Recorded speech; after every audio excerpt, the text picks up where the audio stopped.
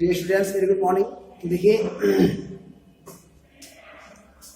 Class 10th में आपका economics में, हालांकि इकोनॉमिक्स आपकी हम कंप्लीट करवा चुके हैं, फेल करवा चुके हैं सारे के सारे जो Mallav public school inter college के छात्र हैं, ठीक है। तो उनका अर्थशास्त्र में आपका पूरा कोर्स कंप्लीट हो गया है और इसको हम आपको एनसीईआरटी जोन के सारे क्वेश्चंस आपको एक एक करके हम समझा रहे हैं, ठीक है। और जो बात हमने आपको पहले बताई थी, लगभग 2 हफ्ते से हम आपको इस बात को समझाने का प्रयास करें, बता रहे हैं कि आपका हिस्ट्री और ज्योग्राफी और इकोनॉमिक्स ये 3 भागों में, इन 3 विषयों में आपका कोर्स कंप्लीट हो चुका है। और Mallav public school inter college के जो भी छात्र या छात्राएं हैं वो स्कूल में आकर के, विद्यालय में आकर के अपनी कॉपी को चेक करा लें, ठीक है, ताकि आपका जो कोर्स है वो इसी प्रकार से निरंतर चलता रहे। मैंने आपको पहले बताया कि अभी बहुत सारा काम करवाना बाकी, भी मैपिंग करवानी है और मैपिंग में भी आपको काफी कुछ समझाना है, ठीक है। तो एनसीईआरटी जोन के हमने आपको 3 क्वेश्चन समझाए थे और उनको हमने आपको डिटेल में उनका वर्णन किया था। और इसके बाद में जो सबसे ज्यादा मोस्ट इंपोर्टेंट क्वेश्चन आपका आता है एनसीईआरटी जोन में चैप्टर 5 में उपभोक्ता अधिकार, ठीक है। क्या है कि कुछ ऐसे कारकों की चर्चा करें, कुछ ऐसे कारकों की चर्चा करें जिनमें उपभोक्ताओं का शोषण होता है। मतलब कुछ ऐसे कारक बताइए, कुछ ऐसे कारक बताना है या कारण बताना है जिससे कि जो विक्रेता होते हैं या जो उत्पादक वर्ग होता है वो उपभोक्ताओं का या ग्राहकों का शोषण करता है, ठीक है।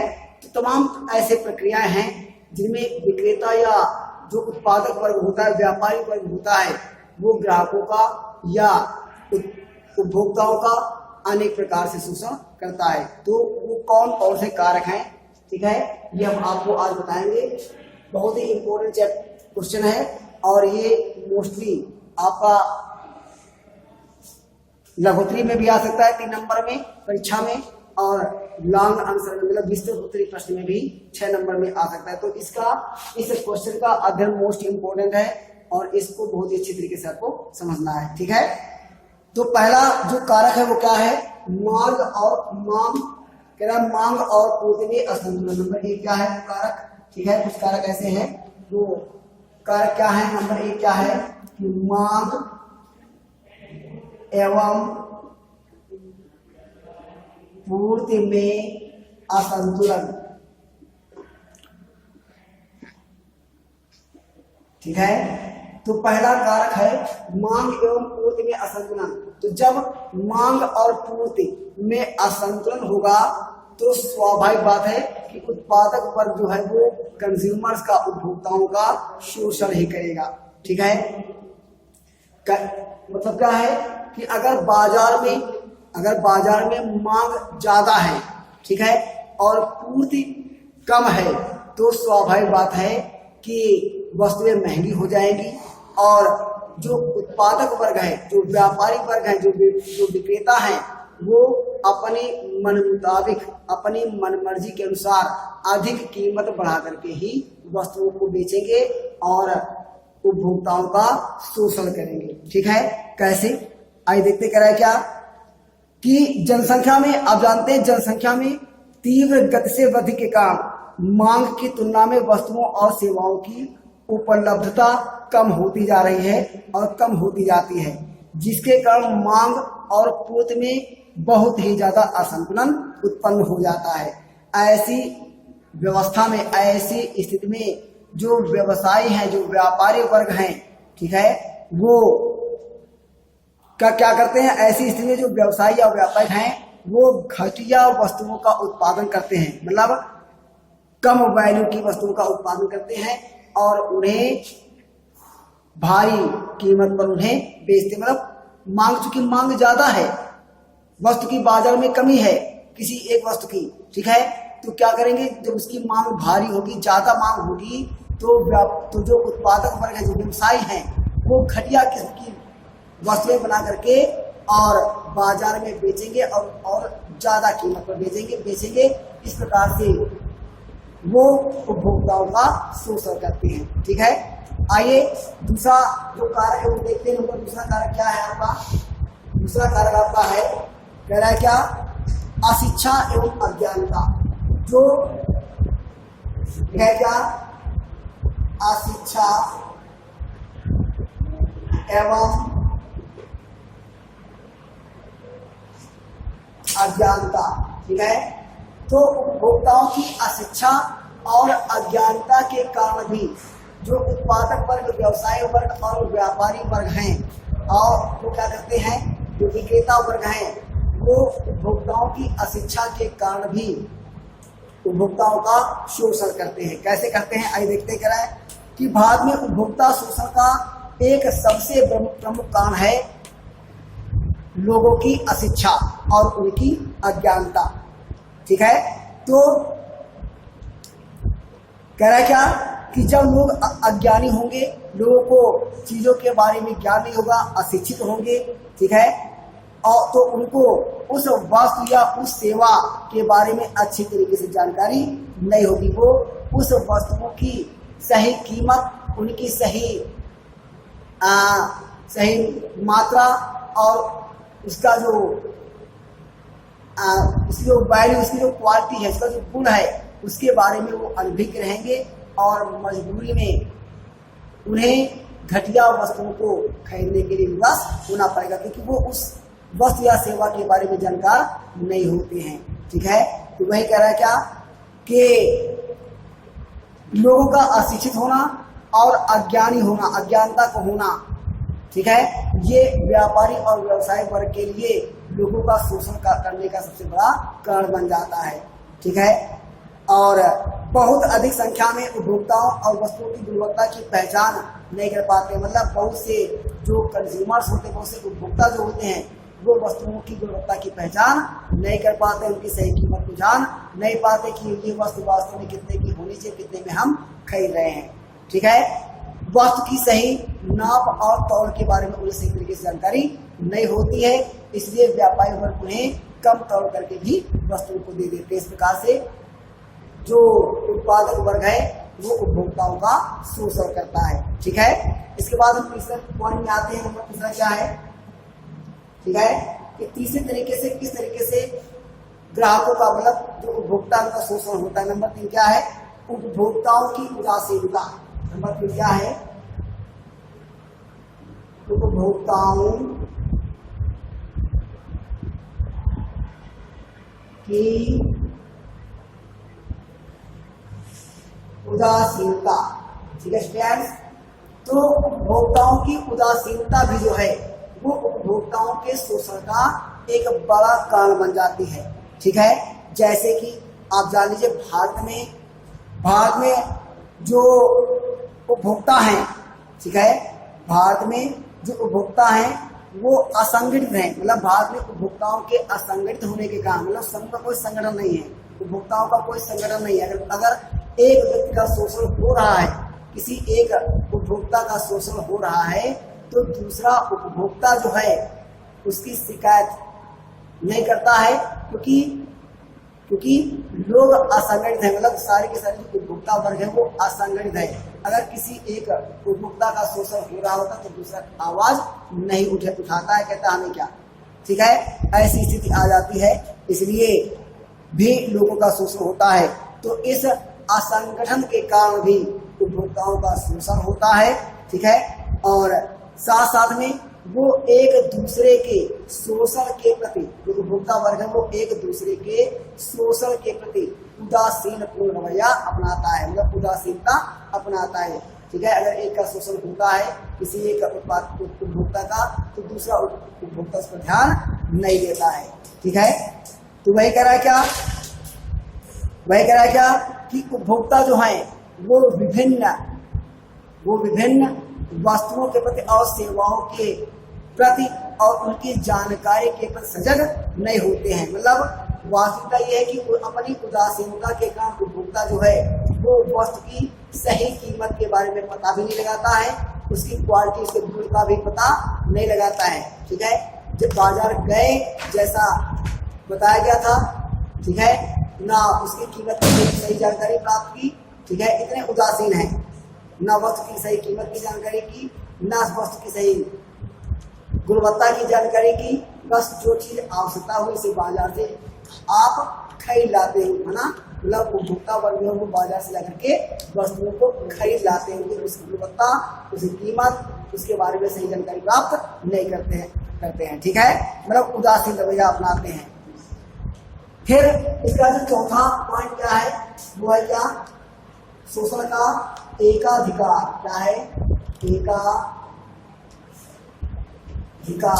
ठीक है, तो कुछ उत्पादक जो है स्टूडेंट्स, कुछ उत्पादक जो है वो विभिन्न प्रकार की वस्तुओं, मतलब किसी वस्तु विशेष के उत्पादन में एकाधिकार रखते हैं। मतलब एक विशेष व्यवसायी, एक व्यापारी विशेष जो है वो उस वस्तु के उत्पादन के लिए केवल एक ही व्यक्ति जो है वो जिम्मेदार होता है, मतलब उसके अलावा उस वस्तु का कोई अन्य उत्पादन नहीं करता है। तो ऐसी अवस्था में भी उपभोक्ताओं का शोषण होता है, क्योंकि जब लिमिटेड मात्रा में व्यापारी वर्ग किसी वस्तु का उत्पादन करते हैं तो वो अपने मनमर्जी के अनुसार, अपने मन के मुताबिक उस वस्तु का मूल्य रखते हैं। ठीक है, और अपने मन के मुताबिक जो है वो वस्तु की क्वालिटी को बनाते, वस्तु की गुणवत्ता को प्रदान करते हैं। ठीक है, तो आप ध्यान से समझ लीजिए कि कुछ एकाधिकार क्या है, एकाधिकार किस प्रकार से उपभोक्ताओं के शोषण का कारण बनता है। कैसे कि कुछ वस्तुओं एवं सेवाओं के उत्पादन एवं वितरण पर एक व्यवसायी समूह का ही अधिकार होता है। ठीक है, और या किसी एक संस्था या किसी एक उपक्रम का एकाधिकार होता है। तो इस प्रतिस्पर्धा के कारण जब कई लोगों के पास में उत्पादन की वस्तुएं होती हैं या उत्पादन कार्य कर रहे होते हैं तो आपस में प्रतियोगिता होती है, और प्रतियोगितावश सभी व्यापारी अपनी वस्तु को सस्ती दर पर और अच्छी क्वालिटी में बेचने का प्रयास करते हैं। लेकिन जब किसी विशेष व्यापारी वर्ग के पास में ही उत्पादन का अधिकार होता है या उसके वस्तुओं के वितरण का अधिकार होता है तो बाजार में प्रतिस्पर्धा के अभाव में इन वस्तुओं या इन सेवाओं को बड़े ही ऊंचे मूल्य पर बेचा जाता है। ठीक है, बड़े ही ऊंचे मूल्य पर बेचा जाता है एवं उनके मूल्यों में भी निरंतर लगातार वृद्धि की जाती रहती है। ठीक है, ऐसी स्थिति में उपभोक्ताओं के पास में उन वस्तुओं को खरीदने के अलावा कोई दूसरा विकल्प नहीं रह जाता है। तो इस प्रकार से भी स्टूडेंट्स उपभोक्ताओं का बाजार में शोषण होता है। ठीक है, आपका जो चौथा पॉइंट है वो क्या है, आइए देखते हैं। जो आपका पांचवा पॉइंट है वो क्या है, गलत जानकारी। क्या है, गलत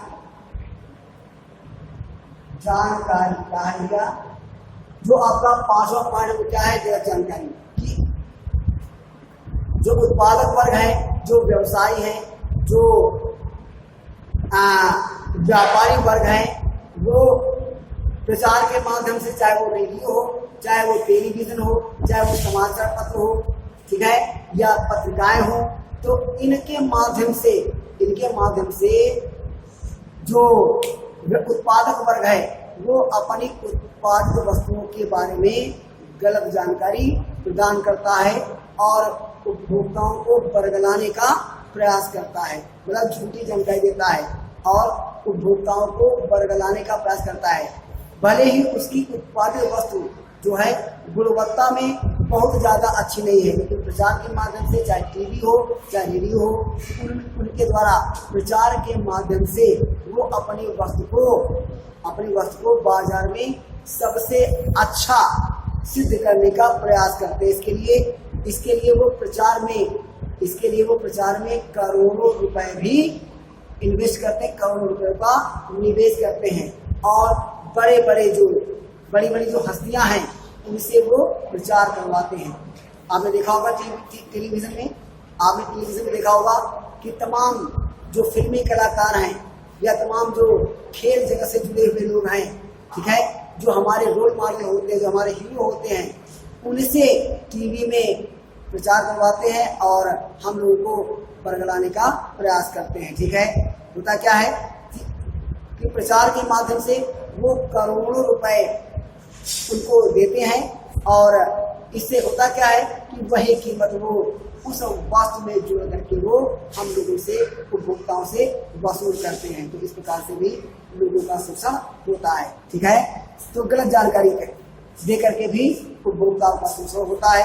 तो इस प्रकार से आप समझ लोगे बहुत सारी कंपनियां जो हैं वो विज्ञापन के माध्यम से लोगों को गलत सूचनाएं प्रदान करती हैं और उपभोक्ताओं का शोषण करती हैं। ठीक है, इसके बाद आपका जो छठा पॉइंट आता है क्या है,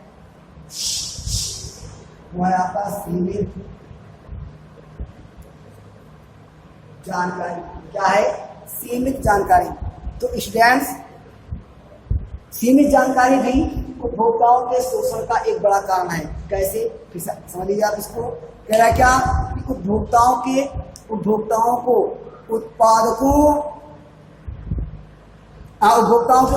को लिखित, जैसे कि मूल्य, उसकी गुणवत्ता, ठीक है, उसकी बनावट और प्रयोग करने की शर्त आदि की जानकारी नहीं होती है। ठीक है स्टूडेंट्स, उपभोक्ताओं को जो वो वस्तु खरीद रहे होते हैं, ठीक है, उपभोक्ताओं को जो उत्पाद खरीदते हैं, मतलब जो उत्पादित वस्तु खरीदते हैं, उसकी बनावट, उसकी प्रयोग करने की विधि और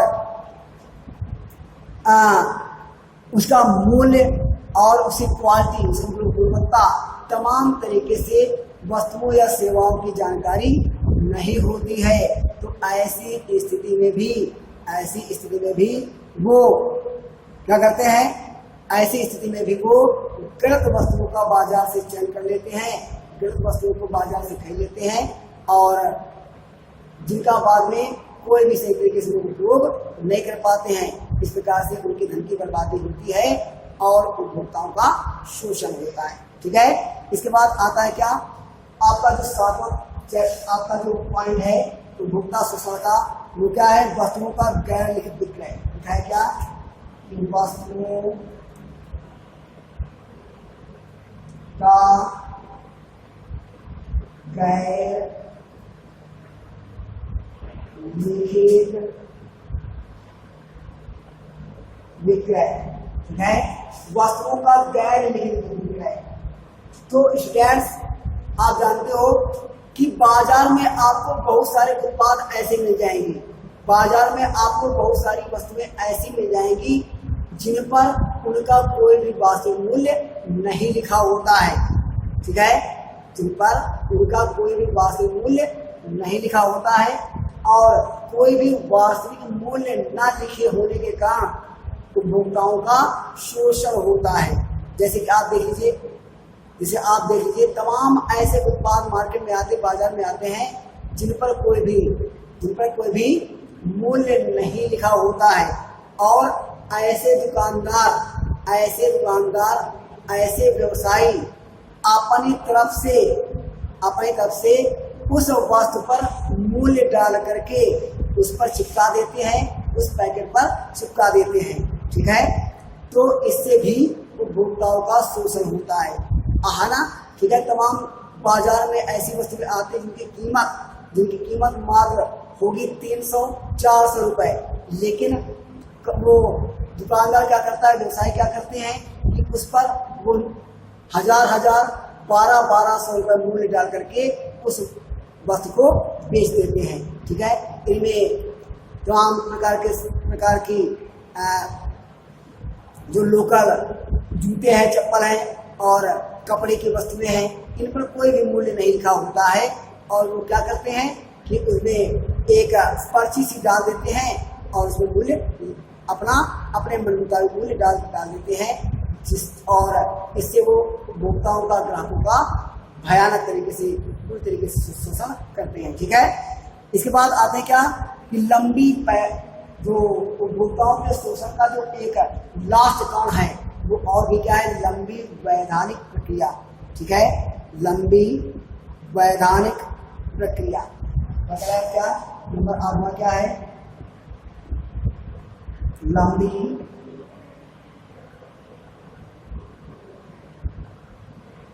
वैधानिक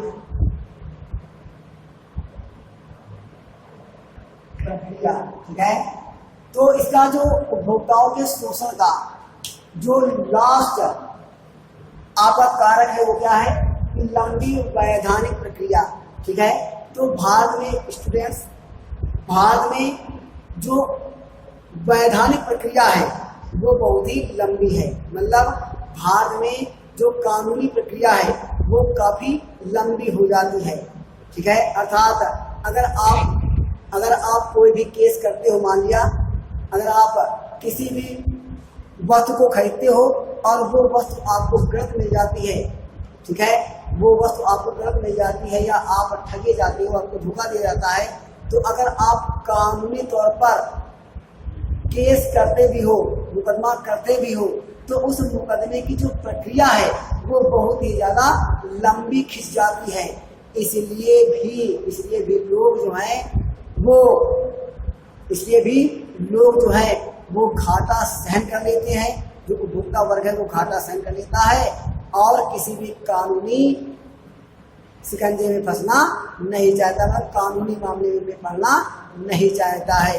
इससे भी उपभोक्ताओं का शोषण होता है। ठीक है, तो ये 8 कारक हैं जिससे उपभोक्ताओं का शोषण होता है। नंबर 1 मांग और पूर्ति में असंतुलन, अशिक्षा एवं अज्ञानता, उपभोक्ताओं की उदासीनता, एकाधिकार, गैर जानकारी, सीमित जानकारी, वस्तुओं का गैर विक्रय और लंबी वैधानिक प्रक्रिया।